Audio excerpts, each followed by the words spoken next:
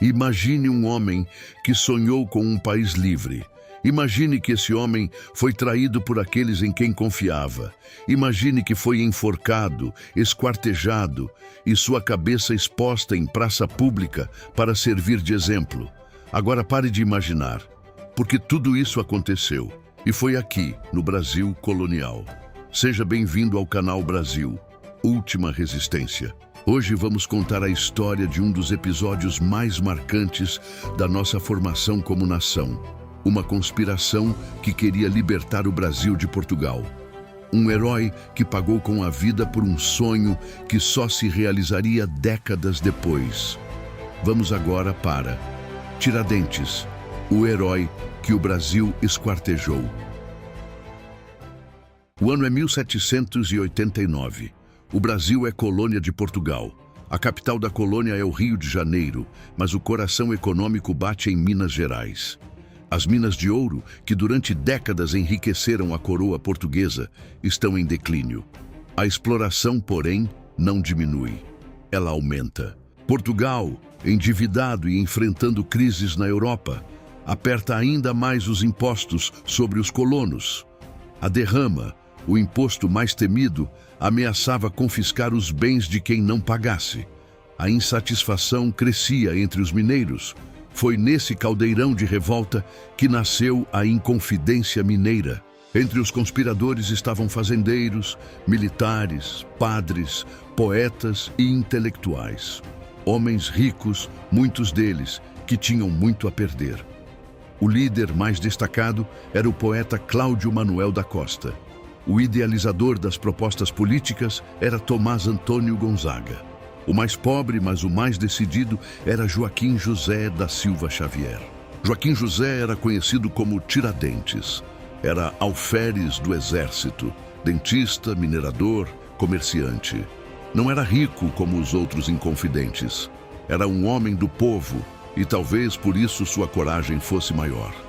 Ele acreditava que a liberdade valia mais do que a vida. O plano era ousado. Declarar a independência de Minas Gerais, proclamar uma república, criar uma universidade, incentivar a indústria e abolir a escravidão. Sim, a abolição da escravatura estava no programa dos Inconfidentes, décadas antes de qualquer movimento oficial nesse sentido. A república sonhada pelos Inconfidentes seria inspirada nos ideais do iluminismo europeu e na recente independência dos Estados Unidos.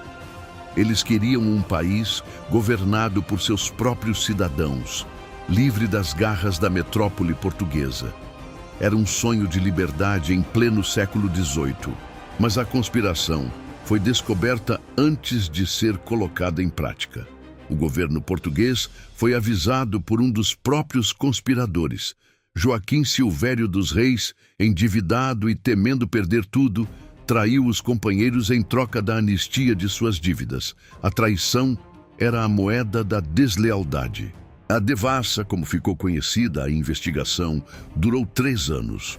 Os inconfidentes foram presos, interrogados, torturados. Muitos delaram, acusaram uns aos outros. O medo falou mais alto do que o ideal. Apenas um homem não delatou ninguém. Apenas um homem assumiu toda a responsabilidade para si. Tiradentes assumiu sozinho a liderança da conspiração. Disse que o plano era todo seu. Negou-se a trair seus companheiros. Enquanto os outros inconfidentes, muitos deles ricos e influentes, usavam suas conexões para reduzir suas penas, Tiradentes, o mais pobre, ficou sozinho com a sentença mais pesada. Em 21 de abril de 1792, Tiradentes foi enforcado no Rio de Janeiro. A sentença mandava que ele fosse arrastado pelas ruas, enforcado, esquartejado e sua cabeça exposta em Vila Rica. Seus membros seriam espalhados pelos caminhos de Minas Gerais para que todos vissem o que acontecia com quem ousasse conspirar contra a coroa. A execução foi pública.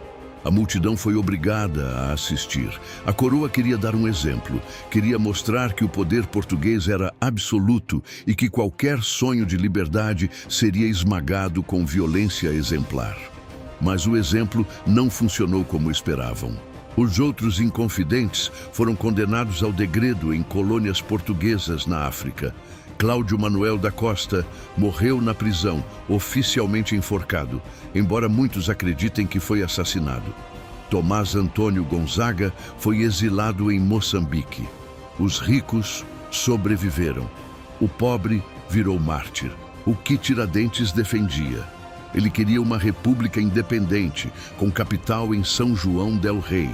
Queria que o Brasil tivesse suas próprias leis, sua própria indústria, sua própria universidade.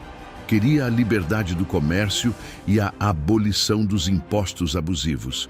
Queria um país para os brasileiros. Ele também defendia a abolição da escravatura, uma ideia radical para a época.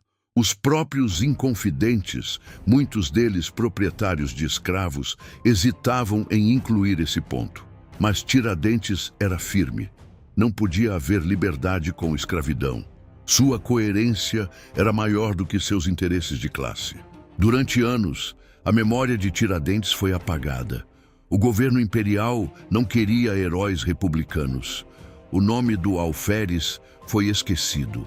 Seus restos mortais, que deveriam ter sido jogados no mato, foram recolhidos por famílias que guardaram em segredo.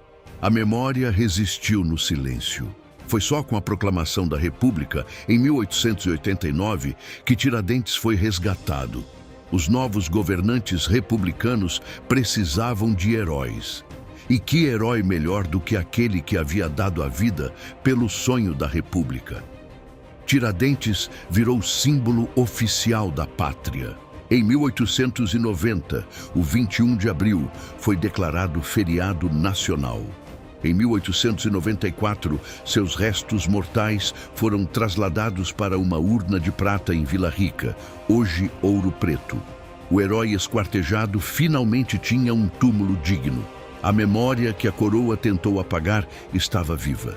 Mas a consagração de Tiradentes como herói nacional não é isenta de críticas. Há quem diga que ele foi um radical isolado, que a inconfidência era um movimento de elites, que a abolição da escravatura era retórica.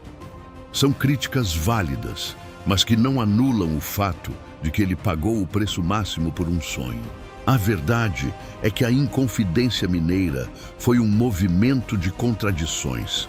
Reuniu homens ricos que temiam perder seus bens e um homem pobre que queria um país justo. Reuniu proprietários de escravos e um abolicionista convicto.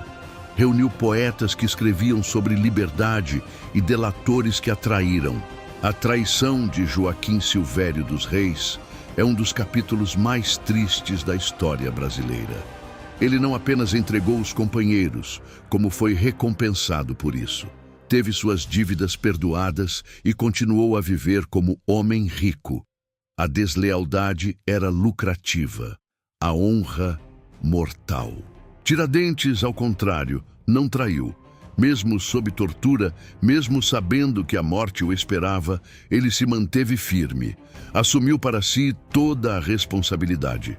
Negou-se a acusar seus companheiros. Sua coerência, mais do que seu ideal, é o que o torna um herói. No dia de sua execução, Tiradentes teria dito: ainda que 1000 vidas tivesse, todas as daria pela liberdade de minha pátria. As palavras podem ter sido acrescentadas depois pelos que transformaram sua história em lenda. Mas o gesto de entrega e coragem é real. É histórico. O Brasil que Tiradentes sonhava demorou a chegar. A independência só viria em 1822, 30 anos após sua morte. A República, quase um século depois. A abolição da escravatura, em 1888, também tardiamente. Ele não viu seu sonho se realizar, mas ajudou a plantá-lo. Hoje a figura de Tiradentes é celebrada em todo o Brasil. Seu rosto está nas notas de real. Seu nome está em ruas, praças, cidades. Mas, curiosamente, não há uma imagem autêntica dele. Nenhum retrato foi feito em vida. A face que conhecemos foi criada por artistas republicanos que precisavam dar rosto ao mito. O 21 de abril não é apenas um feriado, é um convite à reflexão. O que estamos dispostos a sacrificar pelo bem comum? Até onde vai nossa coragem? Tiradentes deu a vida. Nós, que vivemos na liberdade que ele ajudou a construir, somos capazes de dar algo. A Inconfidência Mineira também nos ensina sobre as contradições da nossa história. Os mesmos homens que conspiravam contra Portugal eram, muitos deles, proprietários de escravos. A liberdade que queriam era para si, não para todos. Tiradentes era a exceção. E por isso, talvez, foi o único a pagar com a vida. Por que Tiradentes foi o único condenado à morte? Porque era o mais pobre. Os outros, com seus recursos e influências, conseguiram reduzir suas penas. A justiça colonial não era cega. Ela via a cor da riqueza. E quem não tinha riqueza pagava o preço mais alto. Essa desigualdade diante da justiça não é apenas um fenômeno do século XVIII. Ela persiste. E talvez seja por isso que a história de Tiradentes ainda ressoe. Ele representa aqueles que pagam o preço mais alto pelas mudanças, enquanto outros, mais poderosos, escapam. Obrigado por nos acompanhar nesta viagem pela história da Inconfidência Mineira. Se você chegou até aqui, já faz parte da missão de manter viva a memória dos que lutaram pela liberdade. Inscreva-se no canal e ative o sino para não perder as próximas histórias da resistência brasileira. Em breve, continuaremos nossa série sobre os grandes conflitos que moldaram nossa nação. Deixe nos comentários o que você achou da história de Tiradentes. Ele foi um herói ou um radical isolado? Sua opinião é fundamental para mantermos vivo esse debate. Esta foi a história de Tiradentes e da Inconfidência Mineira. O sonho que custou uma vida, mas que plantou a semente da liberdade. Até a próxima, aqui no Brasil, Última Resistência.